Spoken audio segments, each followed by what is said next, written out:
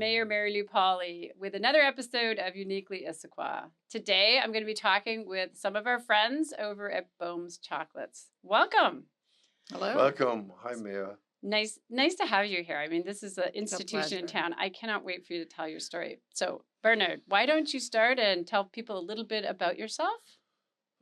Oh, that's not a good idea. I think it's a great thing. So, I came in 1968. I came to the United States. And in 1972, I came to Issaquah and worked for Julius Boehm. In 1973, I started to work there. So basically, it makes me an over 50-year-old creature at Boehm's Candies. It's quite enjoyable, quite challenging. And obviously, over the last 52 years, I've seen quite a lot of differences. And hopefully, there's some little anecdote or a little statement in here what is interesting and fun for people to know about. But oh yeah, I'm going to ask some questions about. So, 52 years is an awful long time to. In my earlier life, I'm sorry, in my earlier life in Germany, I was a chef and a pastry chef. Oh. And there was then a reason why I came to the United States. And then one mutual friend from this business in Bothell was Walter Schaefer, who is a wood. He was an artist in wood, but he was not really. What would you call it? He was actually a functional wood carver of sorts. So not a sculptor. Yeah. Okay. So, and he introduced me to Julius, and Julius didn't have really at this time an idea how to proceed. And so I joined him, and I kept my two other jobs because I'm silly German guys, they do this kind of stuff. And sooner or later, I grew out of it and grew just more and more into the Boehm's candy story. Wow. And so Julius at this time was the chocolate He was making candies, yes. Candies, yeah. Okay. And I think he was very avant-garde for the time because he used the European approach to the candy making, but it was more rustic. So I was, as a chef and a pastry chef, I was a little bit more refined, and I recognized I wasn't really selling it as well as Julius. Julius had a much better handle on how to make business by being a little more rustic, a little bit more unique as his own person. And that, of course, really exists in our world at this time because we are still, the ghost of Julius is still hanging out, and we daily reminded. I'm just a tool to this whole story, not anything else. Julius Boehm runs it. So. Bernard has just been extremely loyal to Julius's initial vision, and carried it on. And well, and Mindi, introduce yourself, and then I would love for you to jump into that history about Julius and all that. But I think our audience wants to learn a little bit about Mindi first. Oh, well, that's very kind. My name is Mindi Reid. I am a Seattle native. I've lived in Redmond and Bellevue and Issaquah for 14 years, and then back again to Bellevue because of family health needs. But I have a very strong connection to Hawaii, of all places. I'm a member of the Hawaiian Historical Society, which oddly enough factors into my coming to Boehm's because there was an artifact that I brought to the chalet and donated. That's a long, crazy story. But I saw on Bernard's desk was this pen set that had a carving of King Kalakaua on it. And as a member of the Friends of Iolani Palace and the Hawaiian Historical Society, I'm looking at this and thinking, what is this doing on this Austrian-German gentleman's desk? And of course, he has, as long as he's been in the U.S., he's had a connection to Hawaii. So we had a lot to share, a lot to talk about. Wow. And that actually factored in, I think, with my own researches into discovering this wealth of material at Boehm's in relation to Julius's life and the history of the business that nobody had ever had the time to put in order or sort through or make connections with. And Bernard was gracious enough to say, go to it, go at it. Oh, that's awesome. And so that's what I've been doing for the last 17 years, along with helping people pick off their candy. So tell us a little bit about Julius. Well, of course, Bernard had the personal connection to him. Julius himself was born in 1897 in Vienna. And we have different aspects of his story that have come to us from different sources. I think like a lot of people who left Europe at the time that he did. A lot of information got lost. A lot of things didn't get talked about later. And so the pieces get filled in kind of sporadically and erratically. But Julius was an amazing athlete. He actually, the whole candy thing comes into the picture kind of anecdotally, but we know that his mother was Swiss, and her parents, his grandparents, essentially had a pastry or candy shop in the Alps. And Julius, when his mother died when he was 4, he was sent to live with his grandparents for a while. And then in subsequent years, he would come back during his vacations and assist his grandfather in his shop, which the story goes, he learned about fine candy making at that time.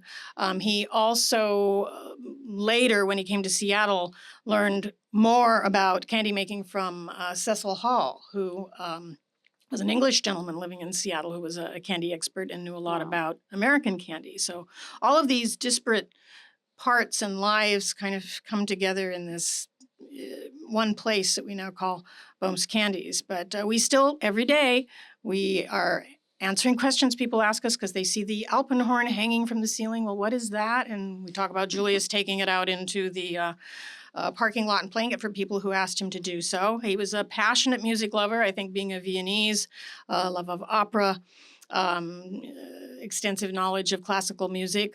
He was perhaps not the greatest musician himself, but he dabbled. He was a member of the Swiss chorale in Seattle, though I've read some humorous letters from people who knew him who were a little bit concerned about the quality of Julius's voice, but he was enthusiastic.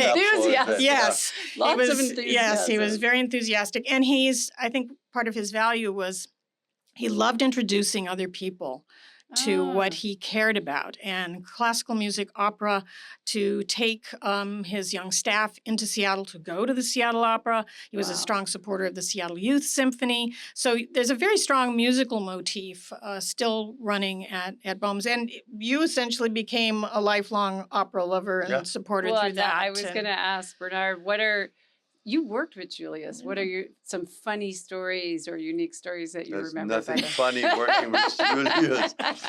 He was actually a little bit difficult, and he was avoiding controversy. And if I gave him controversy, let's say he would literally write a piece of paper saying, "I lost business yesterday because you didn't have the pecan logs ready."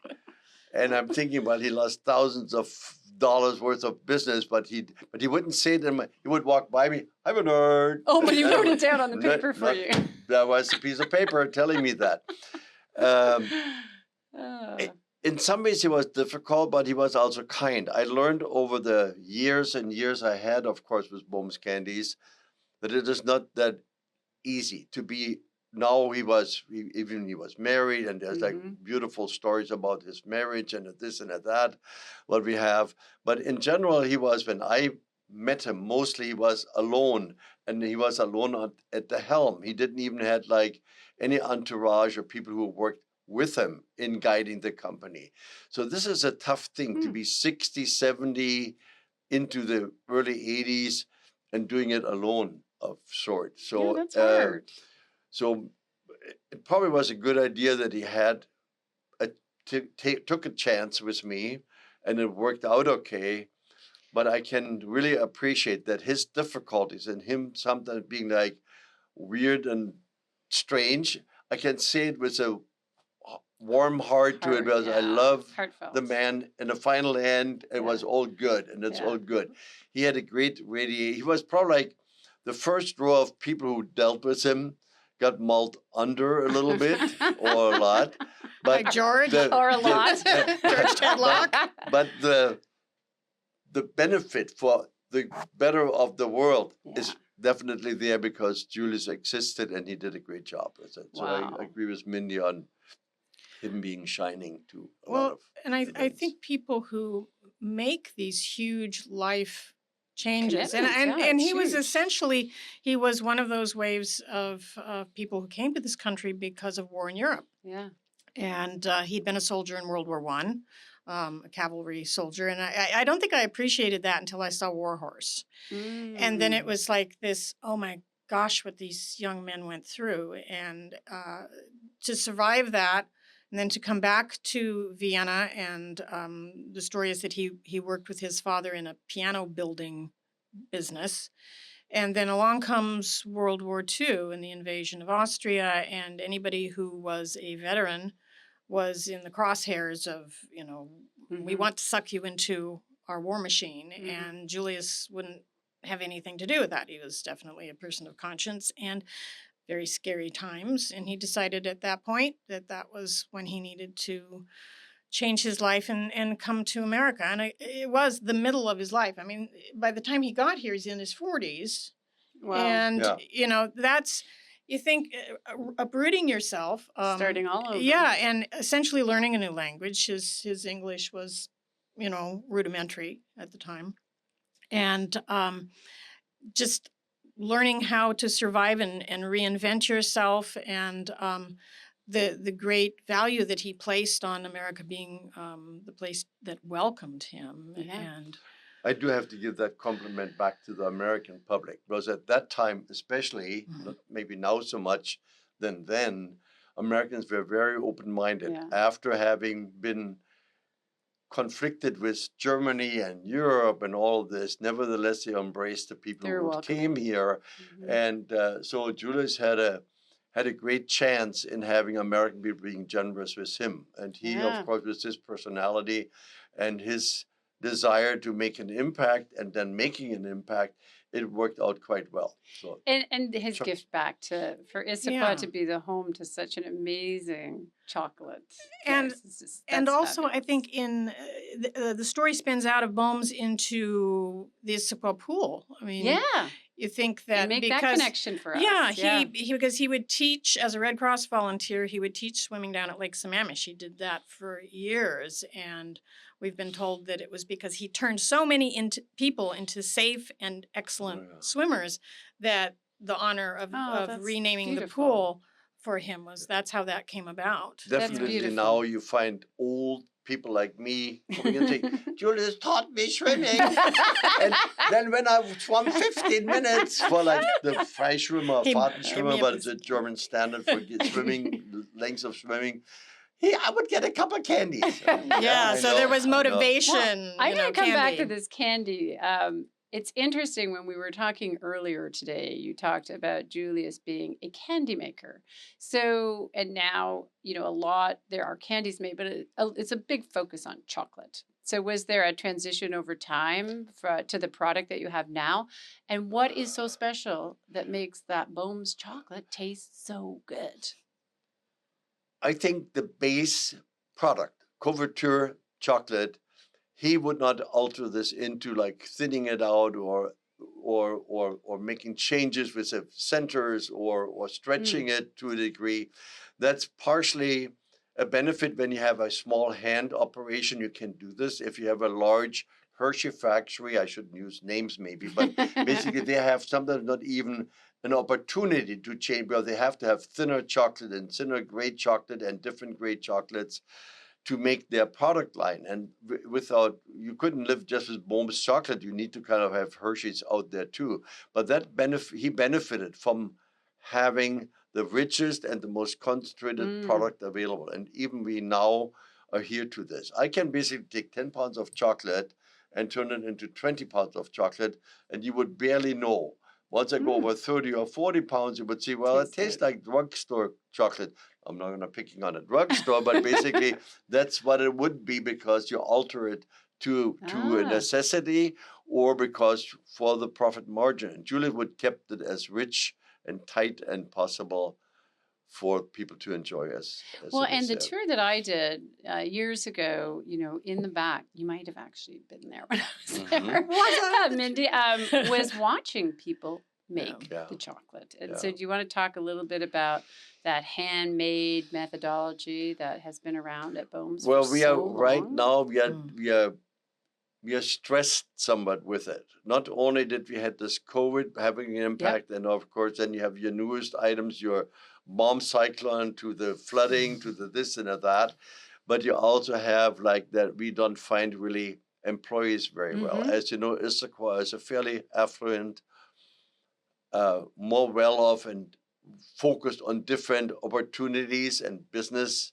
in our area. So it's very hard to find truly a devoted employee who wants to be there for like 10, 20, 30 years. So Yeah. we And kind of different slowly, decades Like, long. yeah. we slowly, only the dumb ones who can't figure it out, they're sticking it out. But it's very hard to find a career food manufacturer Because it's a craftsman job, really. It's your profession. It's very difficult. Wow. And we have a lot of people who have good intention, but they will say, "Oh, I can work maybe on a Monday and maybe but not on a Thursday and Friday. Well, my husband works for Microsoft and we are going out of town on the weekend." Well, that's really not how I can make a chocolate business. Right. Our strongest days of manufacturing and processing are the other days. So we're struggling with that element, and we really lost some of our hand dipping. And a matter of fact, it's a little bit lucky, I think, that my son and my daughter are in the business, and my daughter basically has now devoted all 5 days a week into manufacturing and sitting in the dipping department to keep step with whatever we cannot produce anymore. Our business is very good. Our chances to manufacture everything and not letting go of some of the past, it's rather limited. It's like a little difficult for us. That's interesting. I have met your daughter before too.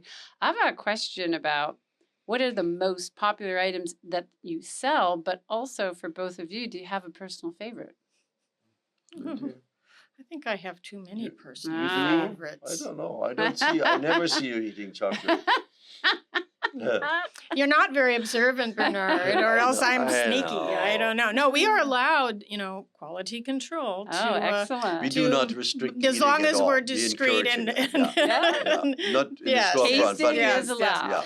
definitely. well, I love our Hawaiian sea salt caramels. I'm pretty much a dark chocolate person, so anything that I select will probably be dark chocolate. And I love things like almond clusters in dark chocolate. I love our marzipan. I didn't know that marzipan was a wonderful thing until I came to Boehm's. Yeah. Because my mother's godmother would bring out this ancient box of marzipan, which she'd had for 50 years if she'd had it a day, every holiday. And Take a would you little like piece. one? The little fruit shaped ones, but they had been around Can be forever. ugly. Yeah. And so I thought that marzipan was really rather an unpleasant thing to eat. And I'd not had our beautiful Yeah. fresh marzipan with the rose oil and Yeah. and after that, it is still one of my favorite Wow. things. Yeah.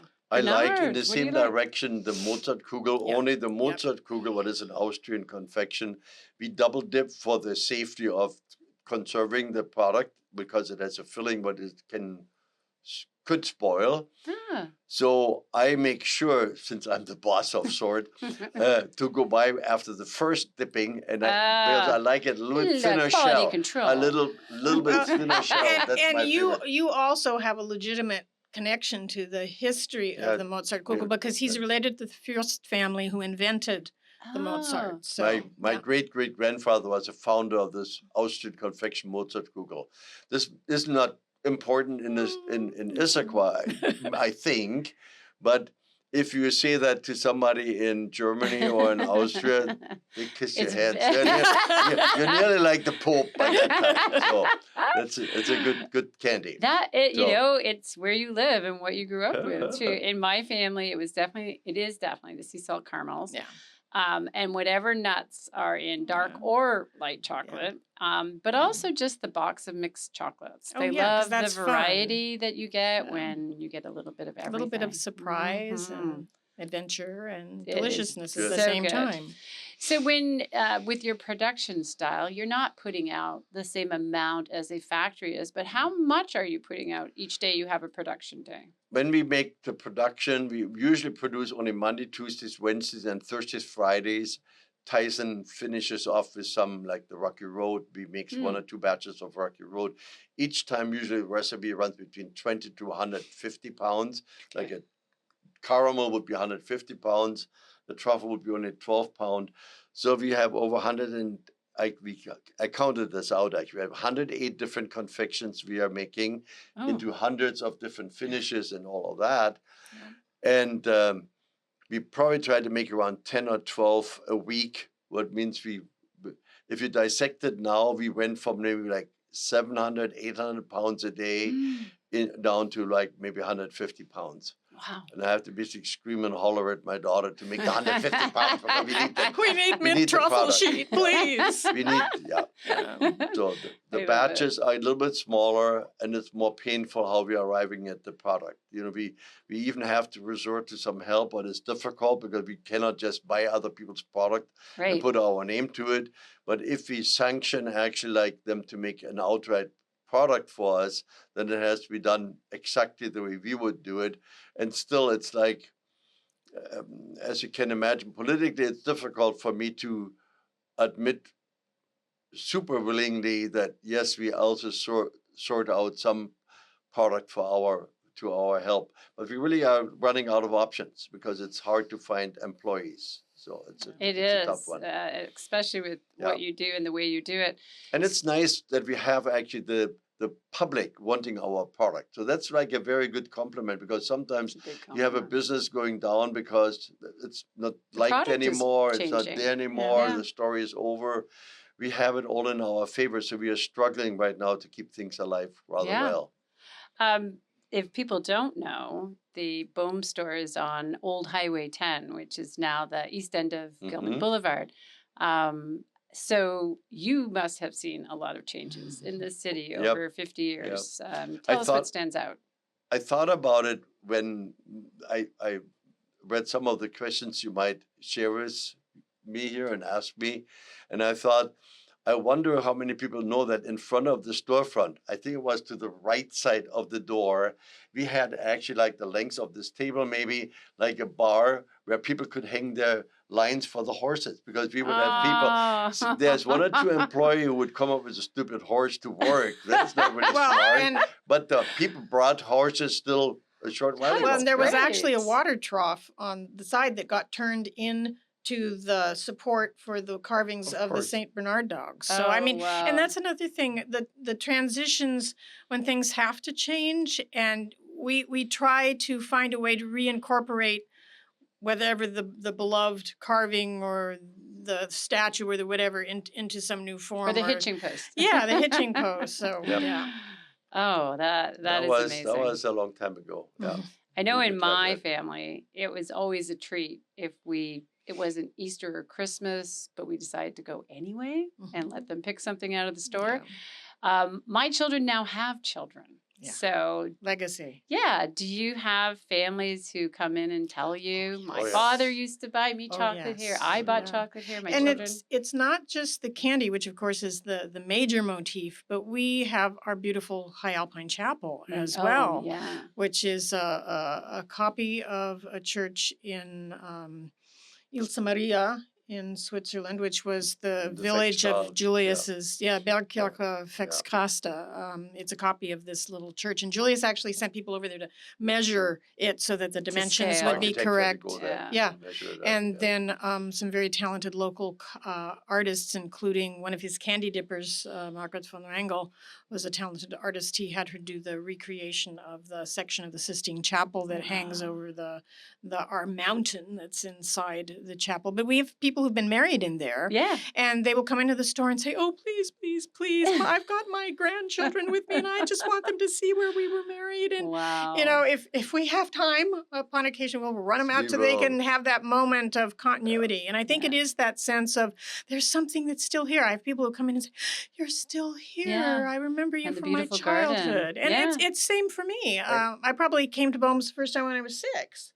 Oh, my goodness. Yeah. So I remember Julius behind the counter and my mom talking to him, and my mom loved to talk, and we'd have Julius and Mom having a great conversation. So, Well, Mayor, I like actually, and yes, I do like to have the business, and I'd like to have a good business. But I do enjoy some of the war stories where, like a few months ago, someone was sitting on the bench towards the chapel and kind of being upset and my dog died. We had to put my dog to sleep yesterday and I don't know where to go. So she sits on the bench there and cries and is at peace, and you have a stupid chipmunk probably pooping on her head and the birds flying around. So all the good things Oh, That Yeah. makes me feel good that Really my business good. has Yeah. not only people there for buying, It's a but also refuge. feeling comfortable. yeah, You know? yeah. And the garden is that's a special space, and It is I special. think that Bernard and myself and all of the Boehm's family, we've been in kind of a grieving mode with what the bomb cyclone did to the Yes. property. Well, that has and been a big one for us. We've Oh, we've yeah. lost some of our beloved trees and our Mhm. canopy and the repair issues and all of it. So That was again, devastating. Yeah, It's it really, was. it's hard to walk around town and just a little is. bit off the beaten path and you see all of the logs that Well, have been I cut. don't think that you like that I throw out like a commercial mark on this, but basically we lost, and we did retrieve a lot of it through the insurance company, but it's a couple $100,000 we had damage. Unbelievable. We're still having damage. Unbelievable. And, yeah. and my house I live up on Squawk Mountain, and my house had a tree on top of it, and I'm having this insurance dude from Arizona telling me, well, how can this be like, because the stupid tree is like 100 feet tall. That's how that happens. That it Yeah, fell these on are my big roof. trees. You know, Yeah. so I have like, just the Difficult for tree them to removal in my house was conceptualize. $22,000. It is, and I think that's why Boehm's Candy in the chapel looks so beautiful because they are nestled in those large, Yeah. large trees. But yes, the bomb cyclone has changed the look of Issaquah for many, many, many years to come. And Very sad. we have quite a photographic record of the early days of Boehm's as well, so you can see how much the grounds, the trees, everything has changed and changed. I grown. mean, the statue of William Tell, which is in front, kind of to the side of the chapel, you could see forever behind it. And it's all grown up. We have the big roadies. We have all kinds of things. So you really see the land, the earth, the plants doing their thing over decades. It's Well, we Yeah. are fun to committed to see. keep on the look what we have, Yeah. because That's that's like very fantastic. benefiting to Oh, us, definitely. it's fantastic. So all the people who coming out, important, not important, customers, non-customers, all of it makes one good mix for Boehm's Candies. Oh. Yeah. So you've told the audience a little bit about chocolate making, but say I am your daughter. I'm not, and I'm showing up to work. What does my day look like? What does a day in the chocolate In business chocolate look manufacturing, In so chocolate if you're like in manufacturing. the hand dipping department, we would have a cream made the day before or truffle ganache made the day before.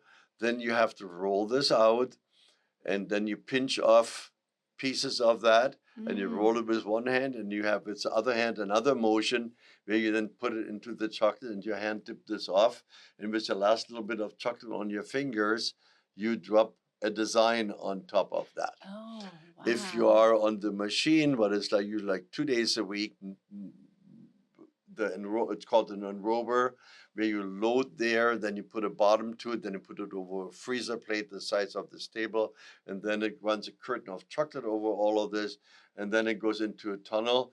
Then you pretty much have different obligations, including screaming and hollering when the chocolate doesn't flow right, or it gets stuck, or it doesn't come out 20 feet further down through the tunnel there, Yeah. and it's not cold enough and it's not solid enough. So that's where the frustrations come in. Then my son would come in, who has a talent to maybe start 10 minutes too late, so he misses a tour in the class who is happening, but he will maybe make the brittle. Yeah. A brittle is a brittle is a brittle, but our brittle is maybe a little bit different as a Boehm's brittle, because we're making it very thin and we're stretching it, and we roast the raw nuts into the batch rather than having finished product going in and just folding it under. So that will take time. Each product could be like between 20 minutes to like 2 hours. Mindi mentioned the marzipan. That's like an hour and a half process to make the marzipan. And so no licking hands. I was thinking about that. One of I'd the- be so bad at this job. No licking fingers, no licking your hands. Keeping things tight and orderly is really not that easy. If you noticed that our place has more of a country setting, you have Yeah. windows. Well, that is like any manufacturer will tell you don't want windows, because your employees are looking out and doing nothing, and Or the the people looking unexpected in and visitor. seeing some weird things. Ooh. Like the bear that was looking in the kitchen one day, and then the Doberman, he was technically a puppy, but he looked full grown to me, who Yes, cleared the fence of his nearby owners. Right at the window. Okay, this is kind That of was- crazy. Yeah.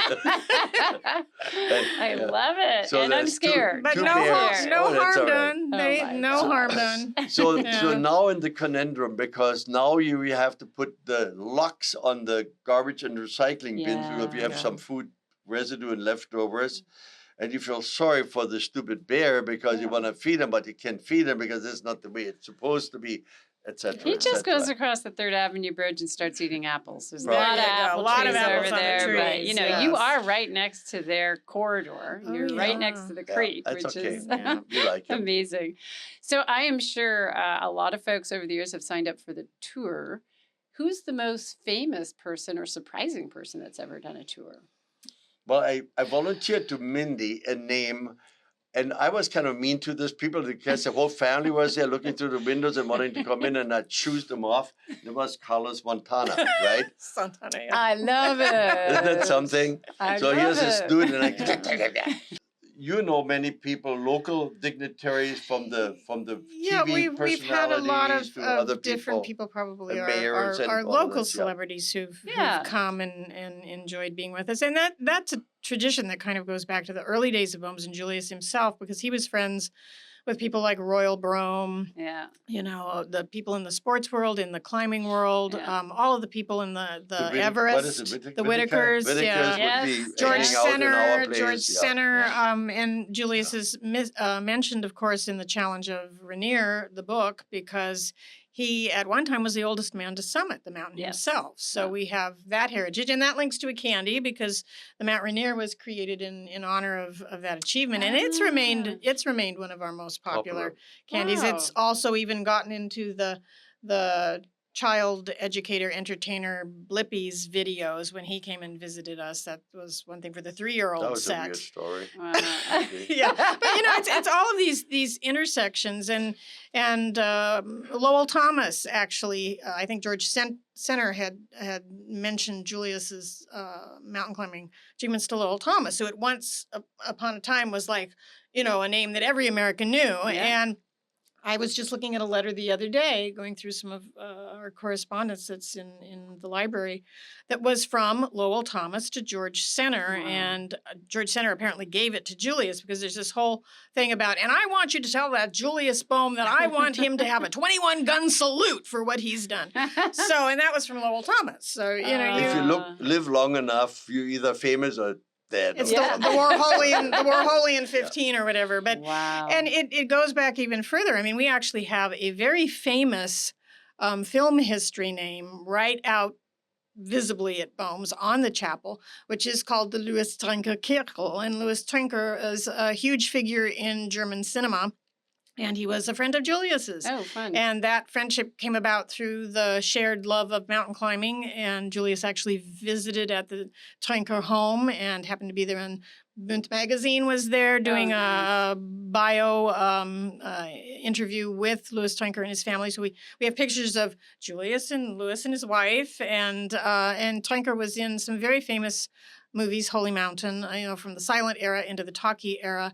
And for people who are into film history, silent history, also the run up to the Nazi era, very, very famous person. And So he much and history. yeah, so So it's much amazing. history. Our little I- connection I- to cinema. Oh my I gosh. think it's a good asset to Boehm's, and also the other way around to all the other people, that Boehm's exists with all these different facets. There's Yeah. Julius with a strong personality. There's his history. There's the aura of European Mm-hmm. involvement. There's like that we are honest and straightforward with how we present us with the chalet and what we are making. There's a unique product, but it's liked by everyone or by most people, and it's excusable because it's actually healthy to if you're selective, if you're careful what you want to do. So I think we have everything in our favor. We can just screw it up. Let's well, not screw it let up. me ask you about the chocolate again. There's just a history of making fabulous candy and chocolate, but do you experiment? Do you try new Oh. things? And I Oh, did. yeah. what I did Yeah, a lot. yeah. I'm slow. You Not I'm still slowing down do. because of my old age, but I'm slowing down because we have really a tough time to manufacture it. One of the things what came up just 2-3 days ago again was Pacific Rim. Oh, I know You people know, we love don't make Pacific Rim. it's too time involved. If two people Pacific Rim involved, we cannot do Fantasia, it. which you know. has Fuji apples in it and mushroom Oh. salts and the hazelnut paste. It's really and- was really It's it was really really good. The Yeah. vinegar, was it like 4 different vinegars? Oh, so yeah, and- odd ingredients. Yeah, for a I confection. know. It was like, I wonder what balsamic vinegar tastes like in chocolate. And we all look at him like, what? And then we tasted it, and it was Yeah, amazing. Wow. This hibiscus, beautiful, like And you know, hibiscus hibiscus can look really blossoms, weird, yeah. like Yeah. when you sugar, I mean, brined in the syrup, right? And they're using it into drinks. But since I'm not really a bar fly, so what am I gonna do? I turn it Turn it into into making chocolate. You chocolate know, out put of it in chocolate, But yes. it went on the wayside. So basically, I would think once every 2 months, I still create a new candy. Oh. But every once a month, we let go of one because we cannot do it Capacity. anymore. Right. Yeah. Wow. There's also people who come like 50 years later and And say, do expect you us still to be have the making Alpenrösli? exactly- I have not made. Well, I know the candy maker made the Alpen. Lady, I'm the candy maker. I have not made the dumb thing for like 45 years. But she remembers that. Yeah. I know of another store over in Poulsbo that is Yeah. also a Boehm's candy store. How many are there? Are there other than We those had two? once 5 or 6 stores, and the reduction of it, what would be like an impact on our productivity, on our Right. poundage, Right. slowly went away, but it was good because wholesaling for us as such a niche manufacturer it's a little bit tricky and difficult. Mm. And at this point, we have like an account in Yakima, what was Mhm. once a store, and we have the store still in Poulsbo, Mm-hmm. and we had them in Wenatchee and in Portland and here and there. But I guess people have to come back to us with good memories, and that's just the way it is. Yeah. And things change over time. Some of the stores have been with us for a long time too. So at this point, we probably I would say at least a dozen or so corporate accounts, and dozens of corporate accounts, and like in 2-3 retail stores. But there are some people, when we talked about like people who like Boehm's or we like them, there's one crazy person out there he comes from Alaska to all the games. She's like, oh, Mike is a wonderful Mike Saltzman, person. a wonderful person. See, he's really, he paraplegic. calls him crazy, but he's a part of our Boehm's Yeah. family. So- He's You know what? He is a customer, no discount. He gets a little bit some things from us, but not really. So it's a retail customer coming into the storefront, ordering. What does he do with his stuff? He's giving it for free to Alaska airline people And the to USO. and USO. and games. what is it? The Seahawks. Yeah. Yeah. He's like Guess how this much? chocolate party, chocolate Santa Claus. Guess how and- much, Mayor? Little hint here. There much? it goes. Around $55,000-$60,000 a year. And- For Easter, his Wow. Easter bill is like $30-some thousand. And He just takes his thousands of deals and gives it out. Wow. Isn't that something? Well, I understand it. I don't have Isn't that $30,000 to spend, but when I have in some official capacity to welcome someone to town or Thank share you. something special, Thank you. I We love going to appreciate it. Boehm's to do that and have them take it back to their country, or if Yeah. I'm visiting, bring it to their country because it Yeah. really is iconic in Issaquah for we- sure. We appreciate that. So we've talked a little bit about family working in their business. Bernard, what's the future? What are you looking forward to? Well, we are a corporation. My son and my daughter can carry on. There's always a way how to carry on.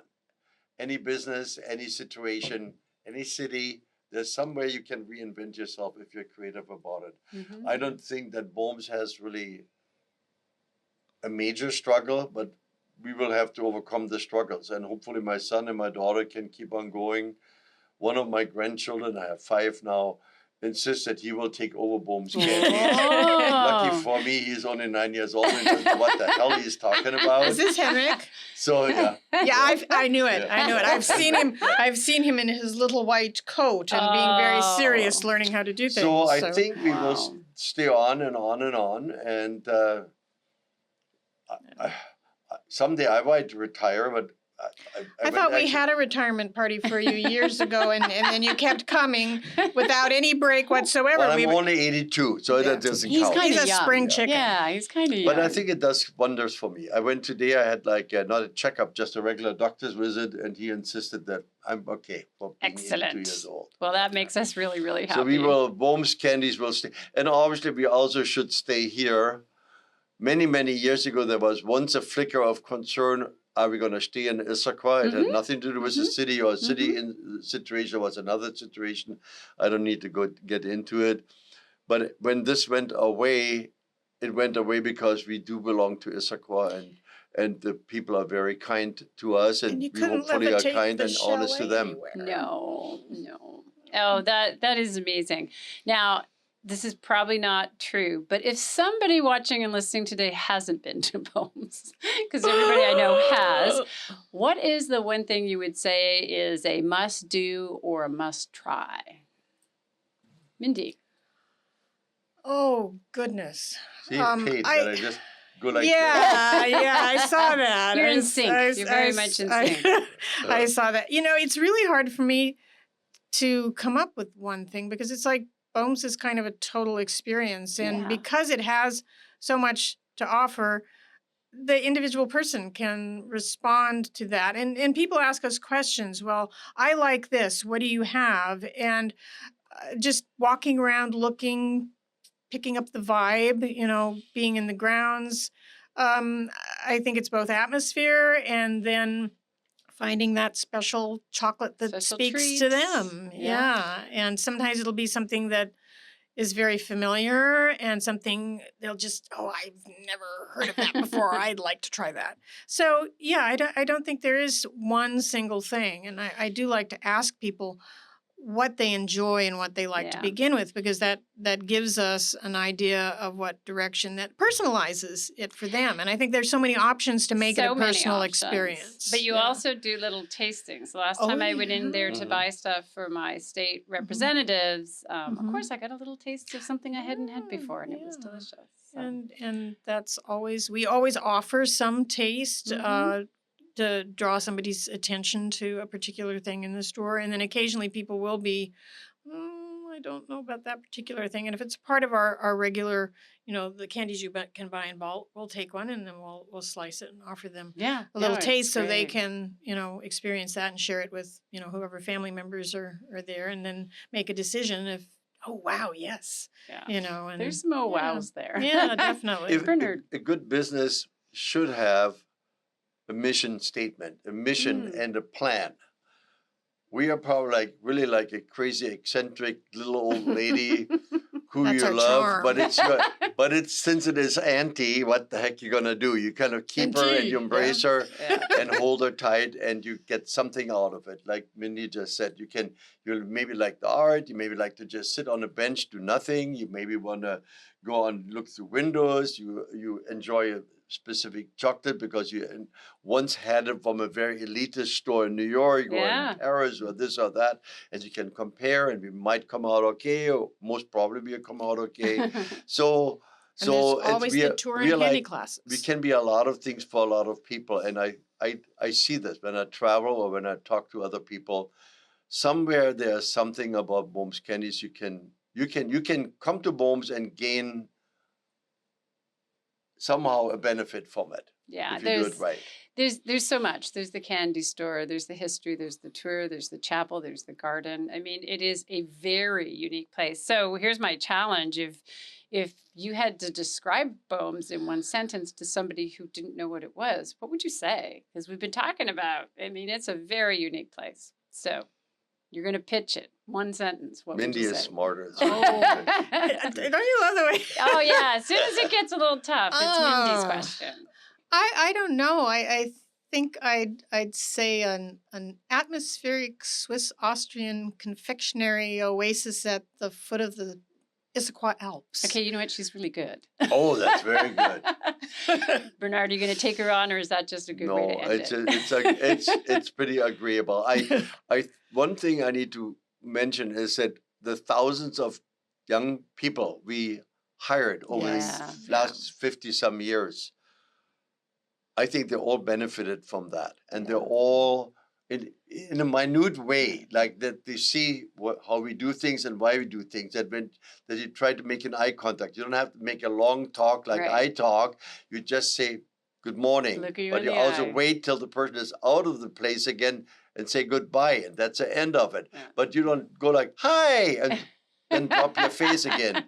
You count change back. Try this one for size. No, it has changed. The last 3 years I've been very involved in changing how people pay. Yeah. But the cash money we still get, it's an interesting story. People have to count their money back. So if you buy $16 worth of candies, it's 17, 18, 19, 20. And then you stop with 20. And so if I say, no, I gave you 50. No, you gave me 20. I don't have it.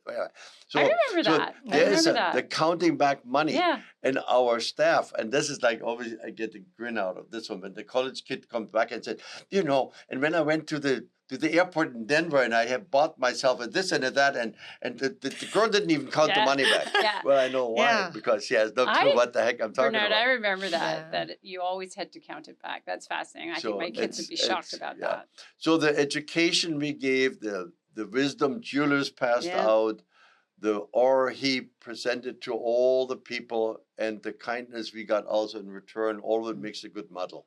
So just as the current mayor sitting here today with you, I want to tell you, Issaquah wouldn't be Issaquah without Boehm's. We are so grateful for decades and decades of getting to be the home to this amazing chocolate factory. It's just amazing. Well, it's humbling and gratifying and makes one feel happy to hear that. Yeah. Very, we're very trying deeply to make the happy. changes as limited as possible. Yeah. So it's...